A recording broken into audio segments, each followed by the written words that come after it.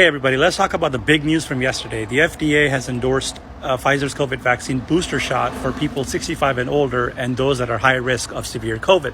Notably, the panel advised against booster shots for the wider general population, people that don't fall in these categories, and it was an overwhelming vote against it, 16-2. So before I tell you why this is a great decision, let's talk about who qualifies for the booster shot. So obviously, if you're 65 and older, you qualify, but also if you are high risk. Now, what does that mean? Now, high risk would be anybody who has an immunocompromising condition, right? And that's a really broad term. It includes people that have cancer, that have autoimmune disease, that have HIV, etc., just medical conditions that suppress their immune system and put them at risk of severe COVID. So you might be younger than 65, but have a medical condition that qualifies you for this booster shot. And really, you should talk to your doctor or team of doctors to decide if the booster shot is the right choice for you. So let's talk about why they made this decision. I think there are several reasons. First of all, the entire point of the vaccines was to prevent people from getting severe COVID, the kind of COVID that would need them to go to the hospital or die of COVID. And these vaccines continue to do that, even though efficacy against infection is a little bit less than it used to be. And before we make a decision like this, we have to really look for strong scientific data that would support that. And right now, there really is none. Because if you're not 65 or older or don't have high-risk conditions, the vaccine continues to protect you from severe disease and death, right?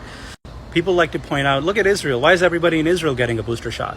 Well, that's a good point. But if you really look closely at the data from Israel, you'll realize that the majority of people that are ending up in the hospital from COVID or dying from COVID are, first of all, unvaccinated.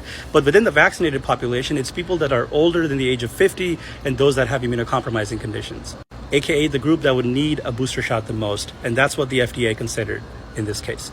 Also, let me just say this. What's happening in Israel, you cannot necessarily extrapolate that to the United States and say that that would happen here as well. Because Israel is a very different country, very different environment, very different policies. They were one of the first countries to start vaccinating their population. So a lot of different things in Israel compared to the US. Another thing to think about is what are the risks of a booster shot versus the benefits, right? You would not want to give a booster shot to people without the benefit outweighing the risks. For example, we know that in very rare cases, young adult men can get myocarditis from the Pfizer vaccine.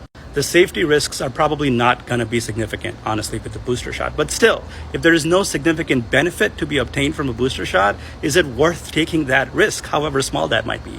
For example, we know that myocarditis is a very rare side effect of the Pfizer vaccine in young adult men. But we know that if young adult men get 2 doses of the Pfizer vaccine, they have excellent protection against severe disease and hospitalization. So as small as that risk of myocarditis might be, is it really worth any possible incremental benefit from a third shot? Last thing, we still have a lot of people that are unvaccinated in the US. They need to get vaccinated first. Comment with questions below.